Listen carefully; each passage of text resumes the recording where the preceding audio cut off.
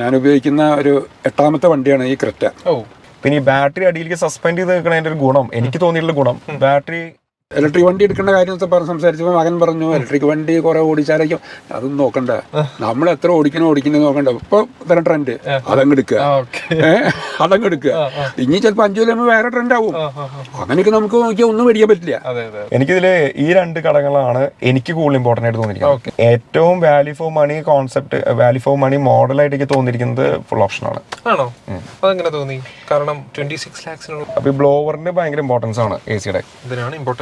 ബ്ലോവറിന് വളരെ ഇമ്പോർട്ടൻസ് ആണ്. ഞാൻ നോക്കിയിടത്തോളം ബ്ലോവർ സിംഗിൾ ഇട്ട് ഓടിക്കുകയാണെങ്കിലാണ് ഈ പറഞ്ഞ നല്ല റേഞ്ച് ഒക്കെ കിട്ടുക.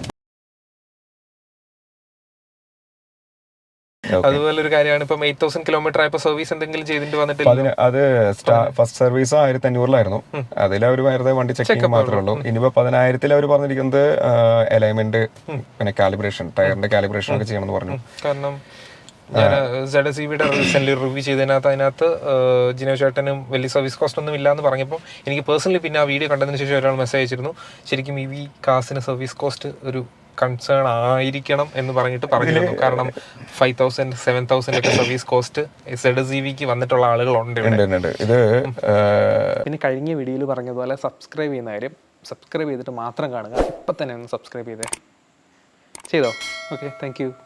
നമുക്കറിയില്ല അവർ പറഞ്ഞിരിക്കുന്നത് എയർ ഫിൽട്ടർ, AC ഫിൽട്ടർ, പിന്നെ പോലെ വൈപ്പ് ബ്ലേഡ് ഒക്കെ, അതൊക്കെ നമ്മുടെ ഇഷ്ടങ്ങളാണ്. പക്ഷെ എന്തായാലും ചെയ്യേണ്ട ഒരു സാധനം മറ്റേ വീൽ അലൈൻമെന്റ് 10,000 പറയണം. ഹ്യുണ്ടായിക്കാർ 10,000 വീൽ അലൈൻമെന്റ് പറയണുള്ളൂ. അവരുടെ വാറന്റി ടേംസിൽ 10,000 കിലോമീറ്റർ കൂടുമ്പോൾ ചെയ്താൽ മതി അവരുടെ കണക്ക്. അത് പക്ഷേ നമ്മുടെ ഈ റോഡ് ഇപ്പോഴത്തെ റോഡ് കണ്ടീഷൻസ് വെച്ചിട്ട് 10,000 എനിക്കറിയില്ല അത് ഫീസിബിൾ ആണെന്നുള്ളത്. 10,000 കിലോമീറ്ററിൽ അവർ പറയുന്നത് വെച്ചാൽ അലൈൻമെന്റ് പ്ലസ് കാലിബ്രേഷൻ, അധികം അല്ല വീൽ അലൈൻമെന്റ് കടകളിലും കാലിബ്രേഷൻ ഒക്കെ ചെയ്യുന്നുണ്ടാവാം. പക്ഷെ നമുക്കിത് 3 വർഷം അൺലിമിറ്റഡ് വാറന്റി ഉണ്ട് വണ്ടിക്ക്. അപ്പോൾ അതിന് ഈ എന്താ പറയുക, ടയറിനോട് അനുബന്ധിച്ചിട്ടുള്ള സാധനങ്ങളുടെ കാര്യങ്ങളിൽ കാലിബ്രേഷൻ പ്രോപ്പർ അല്ല എന്നുള്ള പേരിൽ വേണമെങ്കിൽ റിജക്ഷൻ ചിലപ്പോൾ ഉണ്ടാവാം. എനിക്കറിയില്ല അത് ഉണ്ടാവില്ല എന്നുള്ളത്. അതുകൊണ്ട് ഹ്യുണ്ടായിൽ കുറച്ച് റേറ്റ് കൂടുതലാണ് വീൽ അലൈൻമെന്റും കാലിബ്രേഷൻ ഒക്കെ ചെയ്യുമ്പോൾ. പക്ഷെ നമ്മൾ പിന്നെ അത് എന്തായാലും ഒരു എക്സ്പെൻസ് ആയിട്ട് വരും 10,000 കിലോമീറ്ററിൽ. അപ്പോൾ അതെന്തായാലും നമ്മൾ ചെയ്യാൻ ഓക്കെയാണ്. പിന്നെ ഈ പറഞ്ഞ പോലെ എയർ ഫിൽറ്ററും കാര്യങ്ങളൊക്കെ മാറ്റണതിൻ്റെ ഒരു എക്സ്പെൻസും വരും. അപ്പോൾ ഒരു 10,000-4,000 വരുമായിരിക്കും. എനിക്ക് കൃത്യമായിട്ട് അറിയില്ല. അപ്പോൾ ബാക്കി പിന്നെ ഓയിലൊന്നും ഇല്ലല്ലോ. പിന്നെയുള്ളത് ഇതിൽ സത്യം പറഞ്ഞ എഞ്ചിൻ മാത്രം ഇല്ലാത്തതുണ്ടോ, ബാക്കിയൊക്കെ ഉണ്ട്. ഇപ്പോൾ മറ്റേ ഫ്ലൂയിഡ്സും കാര്യങ്ങളൊക്കെ വണ്ടിക്കുണ്ട്, പല ഫ്ലൂയിഡ്സും, പച്ച കളറുള്ള സാധനവും ചുവപ്പൊക്കെ ഉണ്ട് അതിനുള്ളിൽ. അതൊക്കെ എന്തായാലും മാറ്റേണ്ടി വരും കുറെ കാലം കഴിയുമ്പോൾ. വേറെ പിന്നെ അതിൻ്റെയൊക്കെ ബ്രേക്ക് പാഡ്സ് ഒക്കെ കുറച്ച് നേരത്തെ തീർന്നു തോന്നുന്നു. കാരണം റീജനറേഷൻ കാര്യങ്ങളൊക്കെ നടക്കണം. ഇതിന്റെ ബ്രേക്കിംഗ് ബൈ വയറാണ്. അത് അങ്ങനെ അധികം മഹീന്ദ്രയിലും പെട്ടെന്ന് നിൽക്കും വണ്ടി. മഹീന്ദ്രയിൽ അങ്ങനെ ഞാൻ തോന്നുന്നു. ഇതിന്റെ റീജിയൻ 3 ഏത് ലെവലാണ് യൂസ് ഞാൻ 3 ആണ് യൂസ് ചെയ്യുന്നത്. 4 ഐപെഡൽ എന്ന് പറഞ്ഞുള്ള കോൺസെപ്റ്റ് ആണ്. ഐപെഡൽ അപ്പോൾ ബ്രേക്ക് ചവിട്ടണ്ട. 3 കുറച്ച് ബുദ്ധിമുട്ടല്ലേ, കാരണം പെട്ടെന്ന് ബ്രേക്കിംഗ് ആവുന്ന പോലെ. കൂടുതൽ 3 ഓക്കെയാണ്. സിംഗിൾ പെഡൽ ഡ്രൈവിംഗ് നടക്കും. സിംഗിൾ പെഡൽ 4 4 ലെവൽസ് ഉണ്ട്. 4th ഒക്കെ ശരിക്കും പറഞ്ഞാൽ ഞാൻ നെല്ലിയാമ്പതിയിൽ ഇടയ്ക്ക് പോകാറുണ്ട്. നമുക്ക് വീട്ടിൽ നിന്ന് കുറച്ചടുത്ത് 80 കിലോമീറ്റർ. ഇപ്പൊ നെല്ലിയാമ്പതി കയറുമ്പോ ഒക്കെ നമുക്ക് കിലോട്ട് കിട്ടുക ഒരു 4-5 ഒക്കെയാണ് കിലോട്ട് കിട്ടുക പെർ കിലോട്ടില്. കിലോമീറ്റർ പെർ കിലോട്ട് 5 കിലോമീറ്റർ ഒക്കെയാണ് ഒരു കിലോട്ടിൽ കിട്ടുക. ആ സമയത്ത് തിരിച്ചിറങ്ങുന്ന സമയത്ത് ഈ മുതല് ചിലപ്പോൾ 100 കിലോമീറ്റർ പെർ കിലോട്ട് ആവാം, 1000 കിലോമീറ്റർ വരെ പോയിട്ടുണ്ട്. 999 കിലോമീറ്റർ പെർ കിലോട്ട് വരെ എത്തിയിട്ടുണ്ട്. അതെന്താ വെച്ചാൽ ഇറക്കിറങ്ങുമ്പോൾ ബേസിക്കലി ബാറ്ററിയും ചാർജ് കയറും. അതേസമയം കിലോമീറ്ററിന്റെ കണക്കിൽ കാണുമ്പോൾ കണ്ണും ചിമ്മിക്കുന്ന കിലോമീറ്റർ ആണ്. നമ്മളിപ്പോ ഇറക്കിറങ്ങിക്കൊണ്ടിരിക്കുകയാണെങ്കിൽ ഒരു 50,000 കിലോമീറ്റർ വണ്ടി ഓടും. അതായത് ഇപ്പൊ നമ്മളിപ്പോ ഒരു ഇറക്കം മാത്രമേ ഉള്ളൂ ഒരു സ്ഥലത്തേക്ക്. 50,000 കിലോമീറ്റർ അതെ 999 കിലോമീറ്റർ പെർ കിലോമീറ്റർ എന്ന് പറയുമ്പോൾ വണ്ടി 50,000 കിലോമീറ്റർ ഓടും. പക്ഷെ അങ്ങനെ സിറ്റുവേഷൻ നമുക്ക് ഒരിക്കലും ഉണ്ടാവില്ല. അപ്പൊ അങ്ങനെ റീജനറേഷൻ 4 ഇട്ടതിനാൽ റീജനറേഷൻ വളരെ ഹൈ ആയിരിക്കും. ഇറക്കൊക്കെ ഇറങ്ങുമ്പോൾ വണ്ടിക്ക് ഒരു പിടുത്തമുണ്ടാവും. അപ്പൊ അതാണ് ഈ ഐപെഡലിന്റെ കോൺസെപ്റ്റ്. പക്ഷെ ഞാൻ ഐപെഡൽ 4 അങ്ങനെ ഇട്ട് ഓടിച്ചിട്ടില്ല, അധികം കുറച്ചൊക്കെ ഓടിച്ചിട്ടുള്ളൂ. ഐപെഡൽ മറ്റേ 3 ഇട്ട് ഓടിക്കാറ് റീജനറേഷൻ. പിന്നെ പിന്നെ എനിക്ക് തോന്നുന്നു ക്രെറ്റയിൽ തന്നെ നമ്മള് വേരിയൻസ് തീരുമാനിക്കുമ്പോൾ ഏറ്റവും value for money concept, value for money മോഡലായിട്ട് എനിക്ക് തോന്നിയിരിക്കുന്നത് ഫുൾ ഓപ്ഷൻ ആണ്. അത് ഞാൻ മറ്റുള്ള വണ്ടികൾ വെച്ച് കമ്പയർ ചെയ്യുന്നില്ല. ഹ്യുണ്ടായി ക്രെറ്റയുടെ വണ്ടികൾ വേരിയൻസ് വെച്ച് നോക്കുമ്പോൾ, അതായത് ഇപ്പൊ നമ്മള് ക്രെറ്റയുടെ 5 വേരിയൻസ് ഉള്ളത്. മറ്റേ ലോവർ ബാറ്ററി പാക്കിൽ 3 വേരിയൻസും 17.5 എക്സ് ഷോറൂം 17.5 തൊട്ട് 23.5 ആണ് ഫുൾ ഓപ്ഷൻ വണ്ടിയുടെ എക്സ് ഷോറൂം. ഇപ്പം ഏകദേശം ഒരു 6 ലക്ഷം രൂപയാണ് ബേസും ഫുള്ളും തമ്മിലുള്ള എക്സ്ഷോറൂം പ്രൈസുള്ള വേരിയേഷൻ. ഇപ്പൊ പിന്നെ ടാക്സ് വ്യത്യാസം ആ ടാക്സിൽ പിന്നെ 10%, 8% ഒക്കെ ആണല്ലോ. അപ്പം ഇതിൽ നമ്മൾ നോക്കിക്കഴിഞ്ഞാൽ ഈ ലോവർ വേരിയന്റിന്റെ വണ്ടിയായിട്ട് ഞാൻ കമ്പയർ ചെയ്യണില്ല. ഹയർ വേരിയൻസ് 2 മോഡൽസ് ഉള്ളു, ഈ 51.4. ആ 2 വേരിയൻസും തമ്മിൽ 2.3 ലക്ഷം വേരിയേഷൻ ഉള്ളു ഈ 2 വേരിയൻസ് തമ്മിൽ. പക്ഷെ അതിൽ ഒരുപാട് വേരിയേഷൻസ് ഉണ്ട് ഫീച്ചേഴ്സിൽ. അതായത് ഇൻസൈഡ് തന്നെ നോക്കി കഴിഞ്ഞാൽ ലെതർ സീറ്റ്, സീറ്റ് വെന്റിലേഷൻ, ഈ മെമ്മറി സീറ്റ്. അതായത് മെമ്മറി സീറ്റ് 2 സീറ്റിനുണ്ട്. മെമ്മറി സീറ്റ് ഡ്രൈവർ സീറ്റിന് മാത്രം, മറ്റേ സീറ്റ് ഇലക്ട്രിക് സീറ്റാണ്. പക്ഷെ ലെഫ്റ്റ് സൈഡത്തെ സീറ്റ് മറ്റേ ബോസ് കൺട്രോൾ ആണ്. അതായത് ബാക്കിൽ നിന്ന് നമുക്ക് വേണമെങ്കിൽ സീറ്റ് കൺട്രോൾ ചെയ്യാം, ഫ്രണ്ടിലേക്കും ബാക്കിലേക്കും തള്ളാം. അത് ബോസ് സീറ്റ് എന്ന് പറഞ്ഞ കോൺസെപ്റ്റ് ആണ്. അതുപോലെ തന്നെ ഉള്ളതെന്ന് പറഞ്ഞാൽ ഉള്ളിൽ നമ്മൾ നോക്കി കഴിഞ്ഞാൽ സ്റ്റിയറിംഗ് ലെതർ റാപ്ഡ് ആണ്. പിന്നെ ഈ പറഞ്ഞ ആംറെസ്റ്റ് ഒക്കെ ലെതർ റാപ്ഡ് ആണ്. അപ്പൊ അതൊക്കെ നമുക്ക് ഇത്തിരി കൂടി ഒരു ഫിറ്റ് ആൻഡ് ഫീൽ കുറച്ച് നല്ലതാണ്. പിന്നെ 2 ഫ്രണ്ട് സീറ്റിന് ബാക്കിൽ മറ്റേ ഈ സാധനമുണ്ട്, ഒരു ഫോൾഡബിൾ പ്ലേറ്റ് ഉണ്ട്, ഇങ്ങനെ പോക്കാൻ പറ്റുന്നത്. അപ്പൊ നമുക്ക് വേണമെങ്കിൽ ടാബ് വെക്കാം, ഗ്ലാസ് വെക്കാം, ഫുഡ് വെക്കാം, അതൊക്കെ ചെയ്യാം. അതൊക്കെ ഫുൾ ഓപ്ഷനിലുള്ളൂ. പിന്നെ നമ്മൾ ഇൻസൈഡിൽ നമ്മൾ നോക്കിക്കഴിഞ്ഞാൽ പിന്നത്തെ ഒരു മേജർ ഇത് ഈ സ്റ്റിയറിംഗിൽ നോക്കിയാൽ അഡാപ്റ്റീവ് ക്രൂസ് കൺട്രോൾ എന്ന് പറഞ്ഞ സാധനത്തിൽ കയറി വരുന്നുണ്ട്. അത് വലിയൊരു ഘടകം. കാരണം മുമ്പിൽ പോകുന്ന വണ്ടിയുടെ സ്പീഡിനനുസരിച്ച് ഇവൻ സ്പീഡ് കൺട്രോൾ ചെയ്യും. അതൊക്കെയാണ് മഹീന്ദ്ര ഇപ്പത്തെ എല്ലാ വണ്ടികളിലും വരുന്നുണ്ട്, പുതിയ വണ്ടികളിലൊക്കെ വരുന്നുണ്ട്. അതെ. പിന്നെ ഇതിൽ ഒരു ഫീച്ചർ എന്ന് പറഞ്ഞാൽ ഇൻഡിക്കേറ്റർ ഇടുമ്പോൾ റൈറ്റ് സൈഡിലത്തെ വ്യൂ, അത് എനിക്കൊരു ഇഷ്ടമായിട്ടൊരു ഘടകമാണ്, ഇഷ്ടമുള്ള ഒരു ഘടകമാണ്. ഇൻസൈഡിൽ നമുക്ക് കാണുമ്പോൾ കോക്പിറ്റിലുള്ള കാര്യങ്ങൾ നോക്കുമ്പോൾ, കോക്പിറ്റല്ല ഈ ഡ്രൈവർ കൺസോളിൽ കാണുന്ന കാര്യങ്ങൾ നോക്കുമ്പോൾ അതൊക്കെ നല്ലതാണ്. പിന്നെ നമുക്ക് ഇൻസൈഡ് നമ്മൾ നോക്കി കഴിഞ്ഞാൽ ഇതൊന്നല്ല മെയിൻ കാര്യം, ഇതിന്റെ ഉള്ളിൽ ഒരു ലൈറ്റിംഗ് ഉണ്ട്. അതുകൊണ്ട് ഇപ്പൊ എല്ലാ വണ്ടികളിലും ലൈറ്റിംഗ് വരുന്നുണ്ട്. പക്ഷെ ഇതിന്റെ അത്രയ്ക്ക് ആർഭാടുള്ള ലൈറ്റിംഗ് അല്ല, വളരെ മിനിമൽ ആയിട്ടൊരു നീല ലൈറ്റ് ആണ്. അത് ഇവിടെ ഒരു ലൈറ്റ് വരും, ഈ സാധനത്തിന് ഇവിടെ ഒരു ലൈറ്റ് വരും. അത് രാത്രി ഓടിക്കുമ്പോൾ നല്ല രസം. അത് രാത്രി ഇവിടെ ഒരു വെളിച്ചം, ഒരു ഗ്ലോ ഉണ്ടാവും ഈ ചുറ്റും, അതുപോലെ അവിടെ ഒരു വെളിച്ചം ഉണ്ടാവും. അത് നല്ലൊരു ഘടകമായിട്ട് തോന്നിയിട്ടുണ്ട്. കാരണം അത് നമുക്ക് സാധാരണ മറ്റുള്ള വണ്ടികളിലൊന്നും ഞാൻ എൻ്റെ നമ്മുടെ മുമ്പ് ഉപയോഗിച്ച വണ്ടികളിലൊന്നും ഈ സാധനങ്ങളില്ല. ലൈറ്റ് ഇടണമെങ്കിൽ തന്നെ ഇടണം നമ്മുടെ ലൈറ്റ്. പക്ഷെ നല്ലൊരു ഫീൽ ആയിട്ട് തോന്നിയിട്ടുണ്ട്. ബാക്കിയുള്ളതൊക്കെ പിന്നെ എല്ലാ ന്യൂജൻ വണ്ടികളിലും ഇപ്പോൾ വന്നുകൊണ്ടിരിക്കുന്ന ഫീച്ചേഴ്സാണ്. ഇപ്പോൾ മഹീന്ദ്രയിലേക്ക് കൊണ്ട് കണ്ടമാനം ലൈറ്റുകളുണ്ടെന്ന് തോന്നുന്നു ഉള്ളിൽ. അതുപോലെ നമ്മുടെ BYD-യിലും ഉണ്ട് ലൈറ്റുകൾ. പക്ഷേ ഈ ലൈറ്റ് നല്ല രസമുള്ള ലൈറ്റാണ്, ബ്ലൂ ഹ്യൂ ഉള്ള ഒരു ചെറിയ ലൈറ്റ്. അതവർ പിന്നെ മാത്രമല്ല ഇൻസൈഡും വളരെ സിങ്കർണൈസ്ഡ് ആയിട്ടുള്ളൊരു ബാലൻസ്ഡ് ആയിട്ടുള്ള ഡിസൈനാണ്. അതായത് ഒരുപാട് തള്ളിച്ചില്ല, ഒരുപാട് ഏറ്റക്കുറച്ചിലില്ല. അത് ഞാൻ പറയില്ല, അത് ഞാൻ ചിലപ്പോൾ എൻ്റെ മേഖല ആയിട്ട് കണക്ട് ചെയ്യുന്നതുകൊണ്ടായിരിക്കാം. കാരണം ഒരു ആക്യുറേറ്റ് ആയതുകൊണ്ട് നമ്മൾ കൂടുതലും ഒരു ഫിറ്റ് ആൻഡ് ബിൽഡും കാര്യങ്ങളൊക്കെ നോക്കും, ക്വാളിറ്റി ഫിനിഷസ് കാര്യങ്ങൾ. പിന്നെ നോക്കി ഇതിന്റെ പ്ലാസ്റ്റിക്കും കാര്യങ്ങളൊക്കെ കുറച്ച് നല്ല ഫിനിഷാണ്, തൊടുമ്പോഴൊക്കെ നമുക്ക് നല്ല രസമായിട്ട് തോന്നുന്ന കുറച്ചുണ്ട്. ഈ സാധനത്തുമേ പെട്ടെന്ന് പിടിക്കുന്നുണ്ട്. പക്ഷെ എന്നാലും തുടച്ചാ പോകും. ബാക്കി പറഞ്ഞ പോലെ അതൊക്കെ നല്ല. പിന്നെ ഇതിന്റെ ഈ ഹ്യുണ്ടായുടെ ലോഗോന് ഈ ഒരു നെഫ് ശ്രദ്ധിച്ചിട്ടോന്ന് അറിയില്ല, ഹ്യുണ്ടായുടെ അയോണിക്കിലും ഇതിലും ഇങ്ങനെയാണ് ഇതിന്റെ ലോഗോ. അപ്പൊ ഇത് എനിക്ക് വാങ്ങിച്ചപ്പോൾ തൊട്ടുള്ളൊരു ക്യൂരിയോസിറ്റി എന്താ സാധനം എന്നുള്ളത്. അപ്പൊ ഞാൻ അവിടെ ചോദിച്ചപ്പോൾ പറഞ്ഞത് ക്രെറ്റ ഇലക്ട്രിക്കലും അയോണിക്കലും ഒക്കെ ഇങ്ങനെ വരുന്നത്. അപ്പൊ ഇത് ബേസിക്കലി 4 ഡോട്ട്സ് ആണ്. അപ്പൊ ഈ 4 ഡോട്ട്സ് എന്ന് പറയുന്നത് പണ്ട് കാലത്ത് നമ്മുടെ ഈ കോഡ് ഭാഷയിൽ ടൈപ്പ് ചെയ്തേക്കില്ലേ, അതായത് ടൈപ്പ് റൈറ്ററിലൊക്കെ ടെലിഗ്രാമൊക്കെ. ഈ 4 ഡോട്ടിന് ഇൻഡിക്കേറ്റ് ചെയ്യുന്നത് എച്ച് ആണ്. അപ്പൊ ഹ്യുണ്ടൈ എന്ന് പറയുന്ന ലോഗോന്റെ ഇൻഡിക്കേഷൻ ആണ് ഈ പറയുന്ന 4 കുത്ത്, ഈ വട്ടം വര. ഇവിടെ എച്ച് ആണ് സാധനം.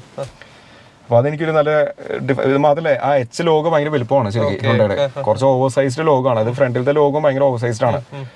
അത് കുറച്ച് വലിപ്പം കുറച്ചിരുന്നെങ്കിൽ നന്നായി എന്നൊക്കെ ചിന്തിക്കുമ്പോൾ എനിക്ക് തോന്നാറുണ്ട്. അതിനേക്കാൾ നല്ല ലോഗോ ആയിട്ടാണ് എനിക്ക് ഇത് തോന്നിക്കണേ. കാരണം വളരെ സിമ്പിൾ ആയിട്ട് ക്ലീൻ ആയിട്ട് നിൽക്കുന്നുണ്ട്. പിന്നെ ഇത് ഇൻസൈഡില് ഈ പറഞ്ഞ കാര്യങ്ങള്. പിന്നെ ഔട്ട് സൈഡ് നോക്കി കഴിഞ്ഞാൽ 360 ഡിഗ്രി ക്യാമറ.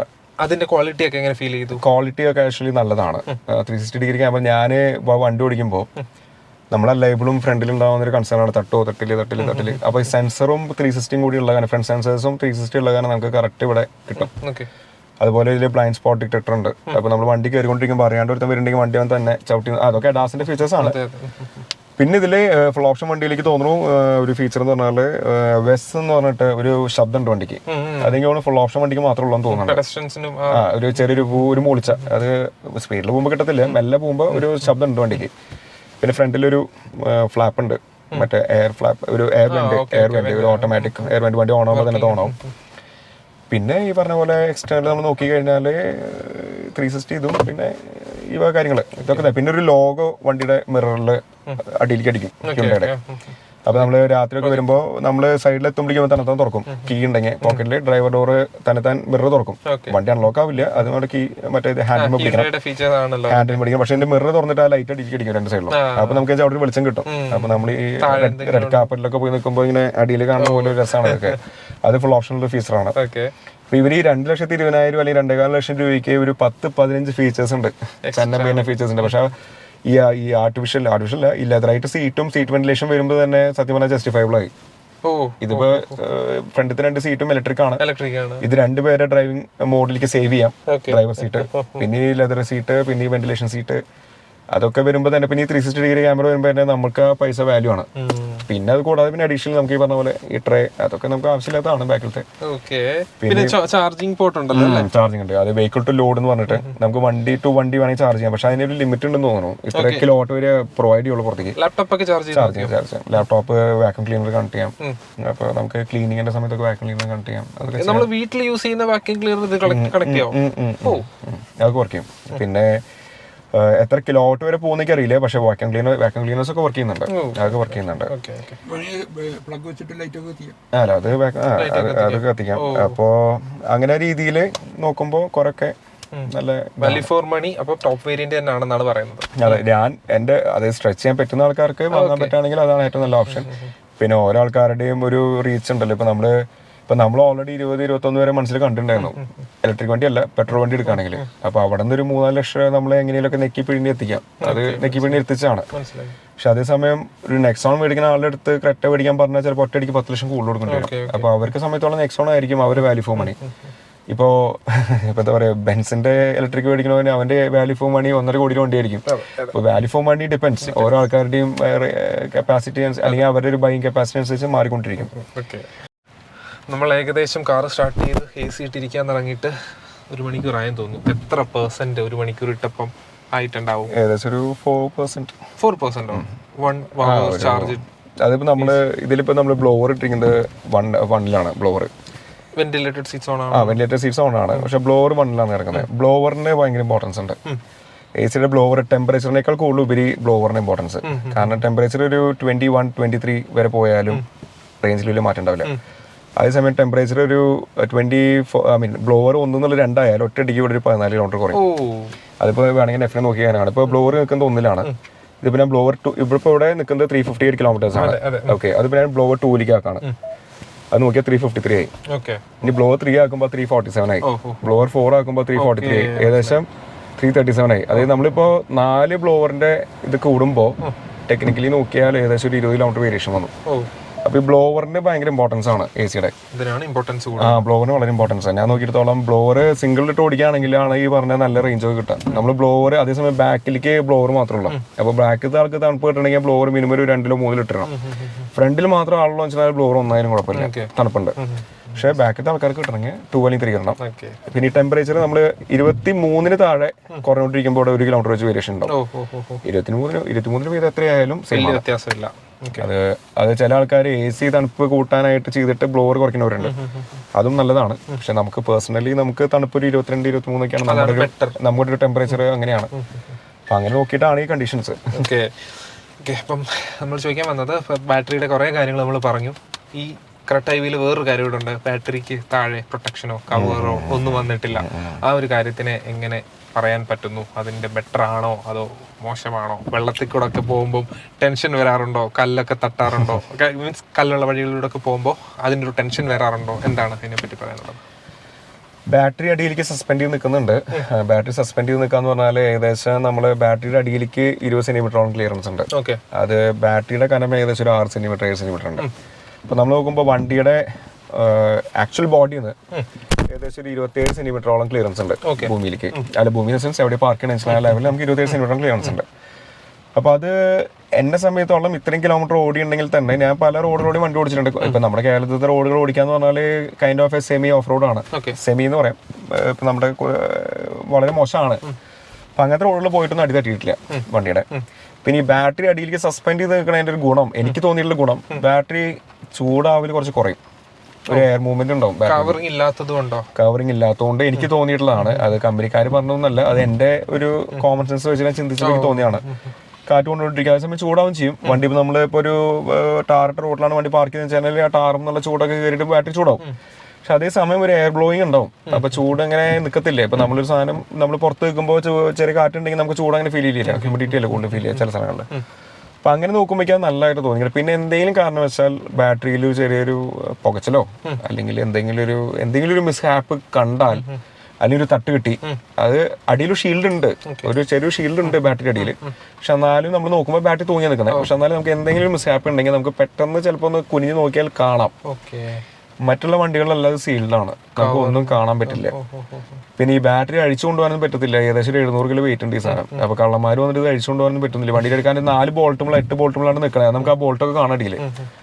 അപ്പോൾ നമ്മൾ സ്വാഭാവികമായിട്ട് ചിന്തിക്കുക സാധനം ഇനി ആർക്കെങ്കിലും മുതൽ അടിച്ചു മാറ്റി. കാരണം ഡൽഹിയിൽ ടയറൊക്കെ ഊരി കൊണ്ടുപോകുന്നതാണ് വണ്ടിയിൽ. 4 ടയർ ഊരി വേണ്ടിയിട്ട് കട്ടയിട്ട് വയ്ക്കുന്നവരാണ് ഡൽഹിയിലുള്ള ആൾക്കാർ, അപ്പോൾ കള്ളന്മാർ. അപ്പോൾ അങ്ങനെ നോക്കുമ്പോൾ നമുക്ക് ആദ്യം ഒരു ഫിയർ അങ്ങനെയായിരുന്നു ഉണ്ടായിരുന്നത്. പക്ഷെ നോക്കിയപ്പോൾ തൂങ്ങിയേക്കുന്ന കുഴപ്പമില്ല, അങ്ങനെ കൊണ്ടുപോകാൻ പറ്റില്ല. പിന്നെ കാറ്റ് കൊള്ളുമ്പോൾ, കാരണം ഇവര് ഫ്രണ്ടിൽ ഒരു എയർ വെന്റ് ഒക്കെ വെച്ചിട്ടുണ്ട്. അപ്പൊ ഞാൻ നോക്കിയപ്പോൾ അതിനേക്കാൾ വലിയ വെന്റാണ് സൈഡിൽ നിന്ന് കിട്ടുന്ന കാറ്റ്. വണ്ടി ഓടിക്കൊണ്ടിരിക്കുമ്പോൾ സൈഡിൽ നിന്നും ഫ്രണ്ടിൽ നിന്നൊക്കെ കാറ്റ് അടിച്ചുകൊണ്ടിരിക്കും. പിന്നെ വെള്ളത്തിൽ കൂടെ പോകുമ്പോൾ ഇതെല്ലാം IPX67 ആണെന്നാണ്. IPX67 68 അങ്ങനത്തെ ഇതൊരു വാട്ടർ മറ്റേ പ്രൂഫിന്റെ എന്തൊരു സാധനമാണ്. അപ്പൊ അതുകൊണ്ട് ടെൻഷൻ വരാറുണ്ടോ വെള്ളം തെറിപ്പിച്ചൊക്കെ പോകുമ്പോൾ? ഇല്ല. ഇപ്പൊ നമ്മൾ വെള്ളത്തിൽ കൂടെ ഒക്കെ ഇറക്കി അത്യാവശ്യം എന്നെ സംബന്ധിച്ചോളം ഇത്രേ ഉള്ളൂ. 8 വർഷം വണ്ടിക്ക് വാറണ്ടി ഉണ്ട് ബാറ്ററിക്ക്. ഓക്കെ, അതിൽ അവര് വെള്ളം മുക്കരുത് എന്നുള്ള ക്ലോസ് എൻ്റെ അടുത്ത് പറഞ്ഞിട്ടില്ല വണ്ടി വരുന്ന സമയത്ത്. ഓക്കെ, നമ്മൾ ഡോറിന്റെ ലെവലിൽ അവിടെ വെള്ളം എത്തിയാൽ വണ്ടി ആത്തിക്ക് വെള്ളം കയറും, അത് ഓബിയസ് ആണ്. പക്ഷെ ഒരു 8 ഇഞ്ച് 9 ഇഞ്ച് വരെയൊക്കെ വെള്ളത്തിൽ കൂടെ വണ്ടി ഓടിക്കാൻ പറ്റുമെന്നാണ് എൻ്റെ ഒരു കണക്കൂട്ടിൽ, വലിയ പ്രശ്നമില്ലാണ്ട്. പിന്നെ ഒരു വട്ടം പറഞ്ഞു, ഒരു വട്ടം ഒരു 10 മീറ്ററോളം എനിക്ക് ഏകദേശം ഒരു അടിയുടെ താഴെ വെള്ളത്തിലൂടെ പോണ്ടി വന്നിട്ടുണ്ട്. അതെന്താ കാരണം വെച്ചാൽ വേറെ നിവൃത്തിയില്ലാണ്ട് കിടക്കേണ്ടി വന്നു. പക്ഷെ അത് എടുക്കാൻ പാടില്ല ആക്ച്വലി, കാരണം അത് ഓൾറെഡി ബാറ്ററി ലെവലിലേക്ക് എത്തും. അപ്പോൾ നമ്മൾ അങ്ങനത്തെ സിറ്റുവേഷൻസ് ഒഴിവാക്കാം. 8 ഇഞ്ച് വരെ ഓക്കെയാണ്, കാരണം ബാറ്ററി ഓൾറെഡി 8 ഇഞ്ച് ഉയരത്തിലാണ് ബാറ്ററി അടിവശം. അപ്പോൾ 8 ഇഞ്ച് വെള്ളം വരെ വണ്ടി ഓക്കെയാണ്. പക്ഷെ നമുക്കത് പ്രെഡിക്റ്റ് ചെയ്യാനൊന്നും പറ്റില്ല റോഡിൽ വെള്ളം എത്ര ഉണ്ടെന്നുള്ളത്. ചില സിറ്റുവേഷൻസിൽ നമ്മൾ ഹൈവേ കൂടെ പോകുമ്പോൾ ചിലപ്പോൾ വെള്ളം പോകുന്നത് അങ്ങനെയായിരിക്കാം. റോഡിൽ 8 ഇഞ്ച് ഉയരത്തിലാകുമ്പോൾ ചിലപ്പോൾ ഹൈവേയിൽ വെള്ളം പോകുന്നുണ്ടാവും. അതൊന്നും പ്രശ്നമായിരിക്കും. ഹാരിയർ 2 അടി വരെ വെള്ളത്തിൽ കൂടെ പോകുന്നു, ടാറ്റ ഹാരിയർ ഇലക്ട്രിക്. പക്ഷെ അങ്ങനെയൊക്കെ നോക്കുമ്പോൾ ഇതിനൊന്നും അങ്ങനെ പ്രശ്നം തോന്നുന്നില്ല. അതിൽ പിന്നെ ഒരു അങ്കുണ്ട് ബാക്കിൽ, മറ്റേ ക്രെറ്റ EVയുടെ ഉള്ളിൽ അടിയിൽ പണ്ടത്തെ ഫ്യൂൽ ടാങ്ക് ഇരുന്ന സ്ഥലം ഓപ്പൺ ആയിട്ട് കാണാം. ഓരോരുത്തരതിനുള്ളിൽ കയറി ഒളിച്ചിരിക്കുകയാണെങ്കിൽ അത്യാവശ്യം വലുപ്പമുള്ള ഏരിയ. 50 ലിറ്റേഴ്സിന്റെ ഒരു വോളിയം അവിടെ ഉണ്ട്, ഒരു 50 കിലോന്റെ വോളിയം. അപ്പൊ അത് അതുണ്ട്, അത് ഇങ്ങനെ ഒരു അങ്കാണ്. അത് അതിന്റെ സസ്പെൻഷന്റെ ഒരു വടി ഇങ്ങനെ നിൽക്കുന്നുണ്ട്, മറ്റേ ടോർഷൻ ബീം. പക്ഷെ അതിന് മീതെ ഇങ്ങനെ ഒരു അങ്കുണ്ട്. അപ്പോ ഒരു ചാക്കൊക്കെ വേണമെങ്കിൽ കയറ്റി വയ്ക്കാം, 50 കിലോന്റെ ചാക്ക് ഒക്കെ കയറ്റി വയ്ക്കാം. ബാറ്ററിക്ക് ഹീറ്റർ ഉണ്ടല്ലേ? അത് എനിക്ക് തോന്നുന്നു ഫുൾ ഓപ്ഷൻ വണ്ടിക്കാണോ അതോ അതിന്റെ അടിയിലത്തെ വേരിയന്റിൽ ഉണ്ടോ എനിക്ക് ഉറപ്പില്ല. പക്ഷെ ബാറ്ററി ഹീറ്റിംഗ് ഉണ്ട് ഈ വണ്ടിക്ക്. എനിക്ക് തോന്നുന്നു ഫുൾ ഓപ്ഷൻ വണ്ടിക്കാൻ തോന്നുന്നു, മറ്റുള്ള വേരിയൻസിന് ഇല്ല. തണുപ്പുള്ള സ്ഥലങ്ങളിൽ ഇപ്പൊ കുല്ലു, മണാലി, ഷിംല, അല്ലെങ്കിൽ ഊട്ടി, കൊടൈക്കനാൽ, എനിക്ക് തോന്നുന്നു NMC ബാറ്ററീസ്, NMC എന്നല്ല ഏത് ബാറ്ററീസും നന്നായിട്ട് പെർഫോം ചെയ്യുക 20 to 30 ഇടയിലാണ്. 20 degree Celsius to 30 degree Celsius ആണ് ഇവരുടെ കണക്ക്. 30 മീതിയാണ് നമ്മുടെ കേരളത്തിൽ. അതിപ്പോ 30 താഴെ കിട്ടുന്നത് എനിക്ക് തോന്നുന്നു രാവിലെ സമയത്ത് വണ്ടി ഓടിക്കുമ്പോഴും മഴക്കാലത്തൊക്കെ ആയിരിക്കും 30 താഴെ ഉണ്ടാവുക. അല്ലെങ്കിൽ നമ്മുടെ കാലാവസ്ഥ ഇപ്പൊ ഏകദേശം 34, 33 അതൊക്കെയാണ്. അതേസമയം ഊട്ടിയൊക്കെ എനിക്ക് തോന്നുന്നു മോറലെസ് 17, 16 ഒക്കെ ആയിരിക്കും ഊട്ടി. അപ്പൊ അങ്ങനത്തെ സ്ഥലങ്ങളിലൊക്കെ ഓടിക്കുമ്പോൾ എനിക്ക് തോന്നുന്നു ബാറ്ററി ഹീറ്റിംഗ് നടക്കും തോന്നുന്നു. 20 താഴെ പോയാൽ അത് 20 ആണോ ബെഞ്ച് മാർക്ക് എനിക്ക് അറിയില്ല. പക്ഷെ പൊതുവേ ഞാൻ മനസ്സിലാക്കിയത് 20 to 30 ആണ് ഇവരുടെ ഏറ്റവും നല്ല പെർഫോമൻസ് റേഞ്ച് ബാറ്ററി. തണുപ്പുള്ള രാജ്യങ്ങളിൽ ബാറ്ററി ഹീറ്റിംഗ് ഇല്ലാണ്ട് നടക്കില്ല. ഓബിയസ്ലി ഇപ്പോൾ ഇവര് പറയുന്ന ബാറ്ററി ഹീറ്റിംഗ് ചിലപ്പോൾ 10 താഴേക്ക് പോകുമ്പോഴായിരിക്കും. എനിക്ക് തോന്നുന്നു ഒരുപാട് തണുപ്പുള്ള ഇപ്പൊ കുല്ലു, മണാലി എന്നൊക്കെ പറഞ്ഞാൽ -4 ഒക്കെ എത്തുന്ന സ്ഥലങ്ങളാണ്. അങ്ങനത്തെ സ്ഥലത്ത് ഈ വണ്ടി ഓടാൻ വേണ്ടിയിട്ടായിരിക്കും ആ ഒരു ടെക്നോളജി.